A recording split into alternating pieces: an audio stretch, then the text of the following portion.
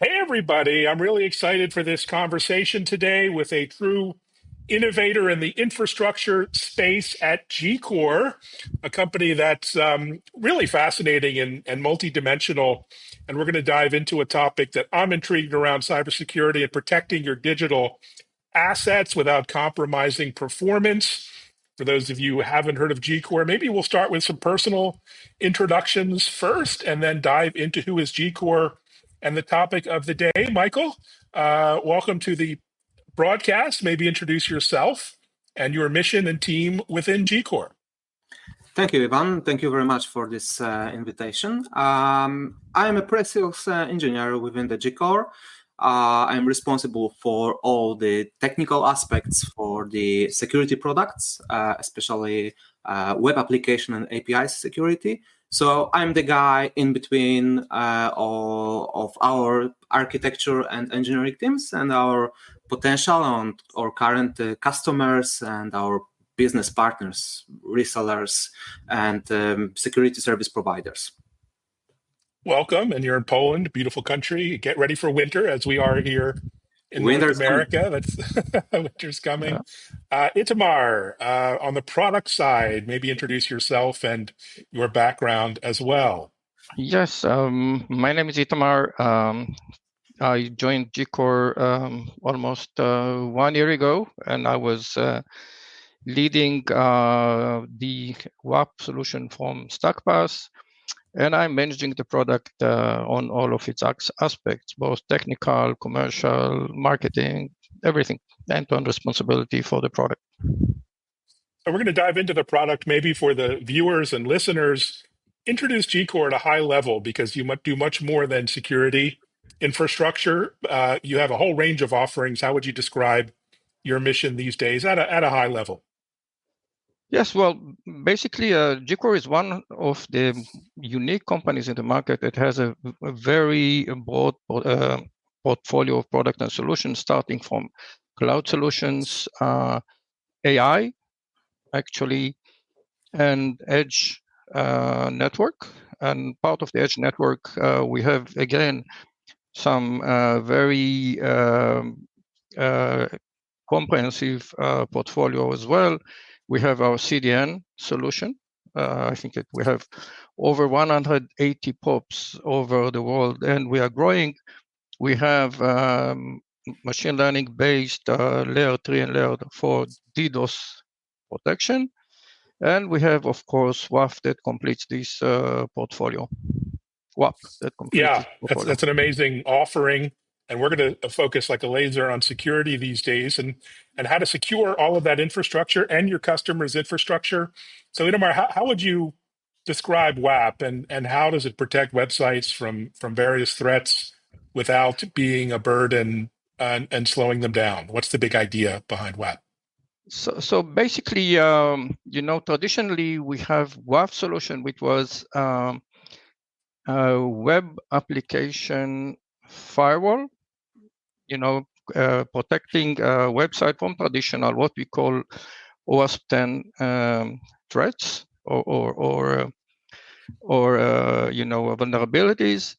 But nowadays, the threats are much bigger than that. We have a lot of automation. We have a lot of AI, and the attackers become much more sophisticated. And the industry basically decided to go with another term. I think it's another suite of product that includes that it called WAP, and WAP includes basically 4 different solutions on the same under the same roof. So the first one is a traditional Web Application Firewall. It has also a bot protection, which I think most of the nowadays attacks are because they are being used by automation tools. We have layer 7 DDoS, and we have API security, since 83% of the traffic nowadays is machine to machine. It is driven by API. So the real challenge of protecting applications is providing robust security and mitigation for attacks while keeping high performance, availability, and latency as low as possible. And this is basically can be done only if you put the security solution as close as possible to the end user. This is why, Makes a lot of sense. Yeah. And Michael, you're on the front lines of helping clients deploy this technology. And there are so many features within WAP, bot management, DDoS, API security. I mean, how do they all work together to keep things secure? And how do you sort of manage and provision all of that? Yeah, it's a very good question. So basically, the biggest challenge that organizations are facing with implementing the security solutions is maintenance required to keep this solution up to date, correctly implemented, and have the security policy, right security policies in place, right? It's a process. It's not a one-time activity. And that makes challenges. From my experience, what I was seeing for the past more than 10 years when acting on the field with the customer during the implementation, configuration, and supporting them after the deployment process, was that sooner or later they were turning off some features. They have these solutions in so-called passive mode or monitor mode, which doesn't make sense for the security solution, right?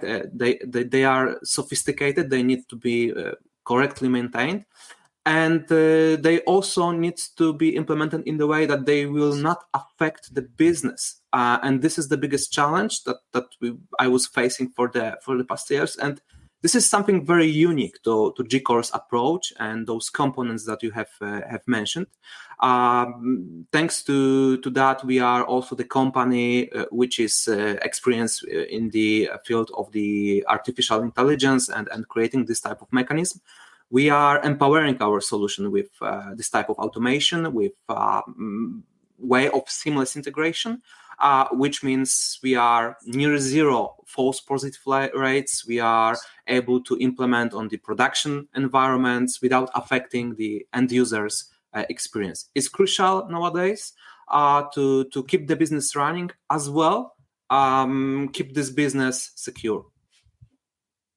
That's a great point. I mean, ease of use and ease of integration into a company's existing setup is so important. I mean, how do you think about reducing the workload of IT teams? And maybe we're not going to do a demo today. I'm sure you do that every day, but talk about the user experience and the IT experience that you try to deliver. You're right, and this is also another let's say a great issue, right? The application development it's possible, and it's happening faster than ever, and companies, especially after this massive shift to remote home working, right, caused mainly by COVID as well. They need those applications to be up and running, sometimes literally in hours, in minutes. But unfortunately, the security it's not keeping pace of that. As we know, it was loudly announced. A few million of skilled cyber professionals are missing on the market, right? There are positions in the companies for them, but those people are not on the market. You require a lot of years of learning, of getting the experience, and this is how the the SaaS offerings come into the place.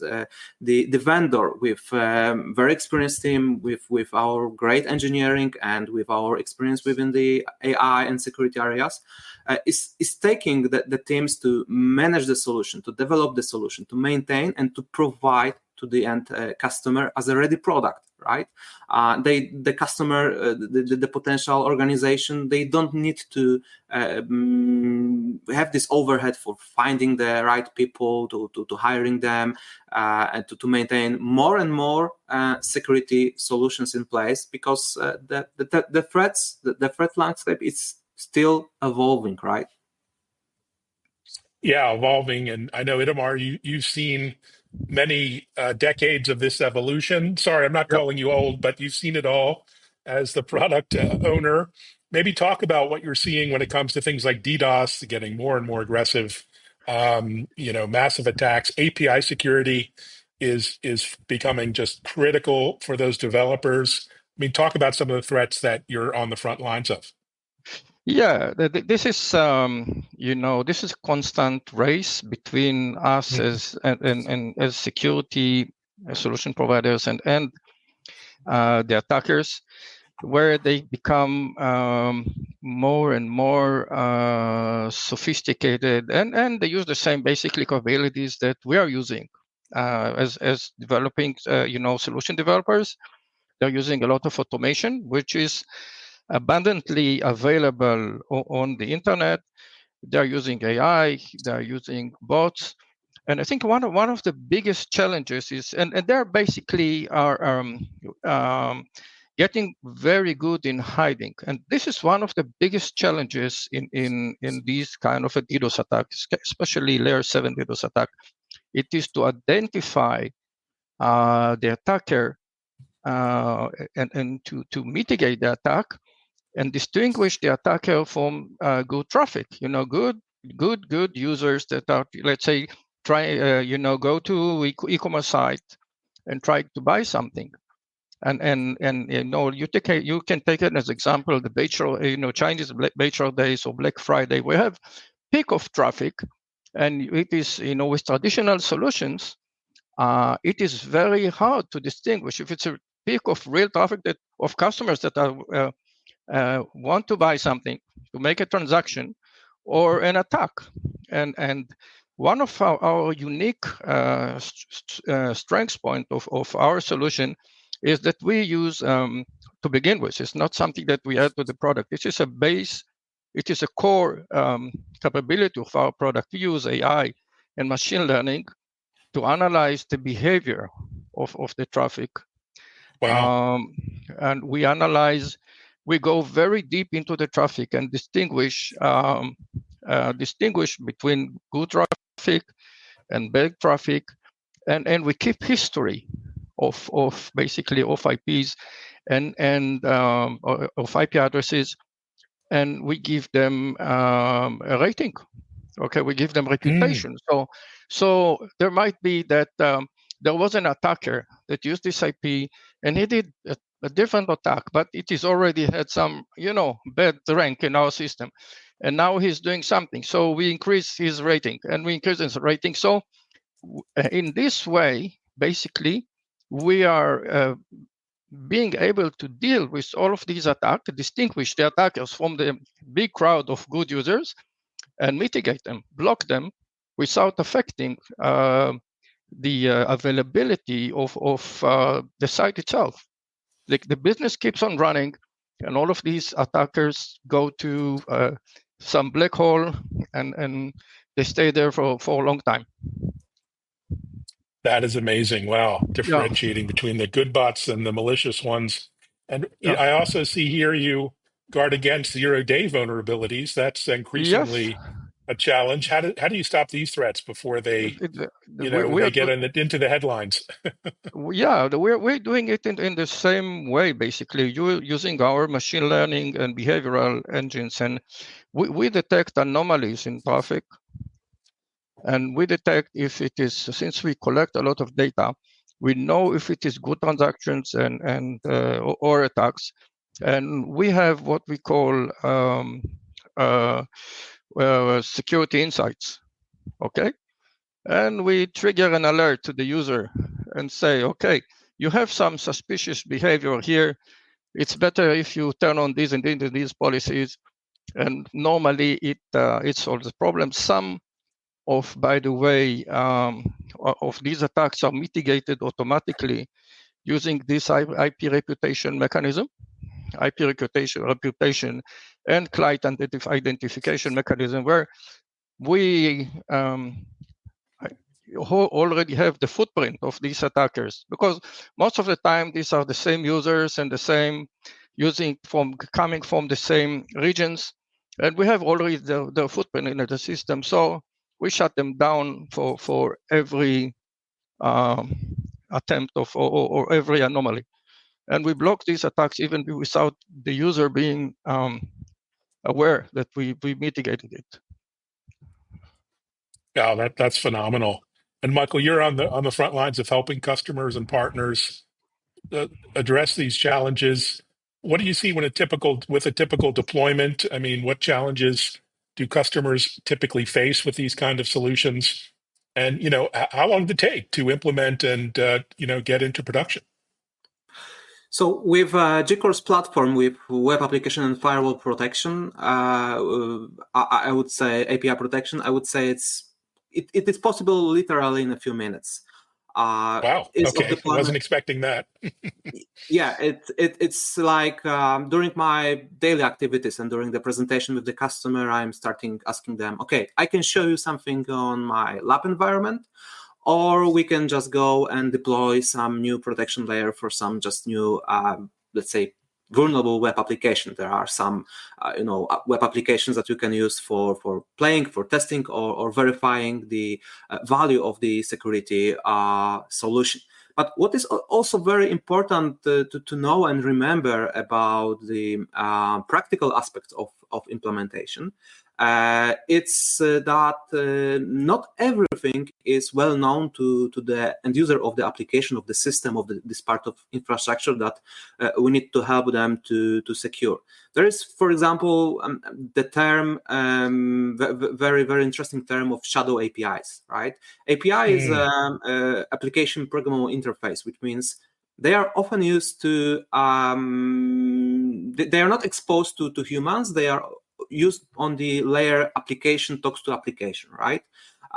You have a website which needs to be fully integrated with your mobile application. You have your mobile version of the application, and they need to talk together. Yeah, and this is an API. And sometimes for this type of functionality, you need a third company. You need to have a third party to ask them to deliver you this type of solution. And you don't know everything about it. Sometimes it's how to their own knowledge, their proprietary protocols, but they implement this in your infrastructure, in your environment, and you are not fully aware of that. You don't know how exactly that works, because it's like confidential stuff. But you need still to be protected, right? And the great feature, the response for that to make this type of features, so-called virtual patching, it's also the API discovery. This mechanism within our web product is able to reveal, to show to the end customer, hey, you have something unprotected, and most probably you are not aware of it. Yeah, great insight. And Itamar, when it comes, the product, you're the product owner. It sounds like this solution is ideal for really any industry or size company, but where are you seeing your sweet spot? Where are you getting the most traction these days with customers and partners?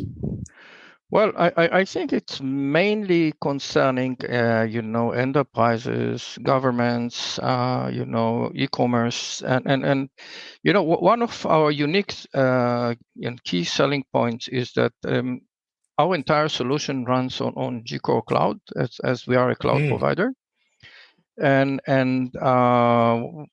versus most of the competition is running either on Azure, GCP, or AWS. And we are not subjected to, if you know what is the Cloud Act. And for every customer, and as you know today, privacy is a big thing. And in Europe, we have GDPR. And the Cloud Act basically forces all of these public cloud providers to disclose customer information, pending, a court decision or something like this, or warrant, and we're not subjected to that. So every company that they are concerned on the privacy of their data and the customers, they are a good candidate for us. It's government, it's health organizations, commercial banks. This is our sweet spot. For example, that CAPTCHA solution. If you're using third-party CAPTCHA solution, It is transmit some of your data to the third-party vendor, you know.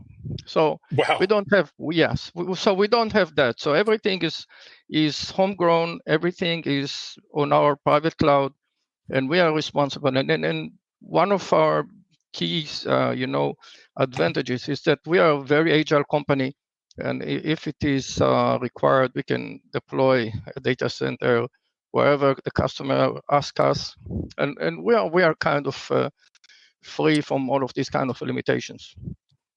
Yeah, that's great. Private cloud and hybrid cloud is Yeah, hugely of interest to these organizations. yeah. Very exciting. And you must have a ton of features and roadmap that Uh-huh. you're focused on. What is exciting, I guess, as the product owner most over the next months, year or two, as far as I the direction? I think that, when I evaluated the Gcore, I think one of the things that were very appealing is the architecture, and that it was using machine learning and AI to begin with. Okay, we have a very unique architecture, what we call a single brain, where basically we have with a single brain, but kind of a split brain, that we have one part which is on the edge. This is the part that is enforcing it is doing the enforcement. This is part. This one part is basically blocks the attack. Okay, and it reacts in milliseconds, and it's very close to the user. It's very fast, and we have what we call a security cloud. This is where all of our analytic and machine learning engines are running. Okay, and we send some of the traffic to these engines, and they're getting all of these, doing all this kind of a behavioral magic that I talked before. So my investment for the next year will be to expand on that. Okay, and this is not just that everybody is talking about AI. I think that our goal is to uh, um, save the user as much as possible of the burden of configuration, because configuration or misconfiguration is where you find all of these kind of security holes. Okay, so and today, even today, I think it's more than 80%. I think 90% of the threats are mitigated by our WAF without any single line of configuration from the user. Wow. Okay, and this is the direction, to use more AI and more machine learning to deal with more attacks and sophisticated attacks, and that basically it should be plug and play. The same experience that you have on your phone. You put your SIM and you talk. This is it. And it just works. That's Yeah, fantastic. Well, this is it. we need more work like this and solutions like this, given the threats that are out there and the Mhm. investments you're making are so important for customers and the industry. Onwards and upwards. Keep up the great work. And thanks for joining, guys. Thank you very much. And Thank thanks you. everyone for listening and watching. And reach out to Gcore. They're a company that's making a lot of waves, not just in Europe but in North America as well. Take care. Thank Bye-bye. you. Thank you. Take care. Bye Bye bye. bye.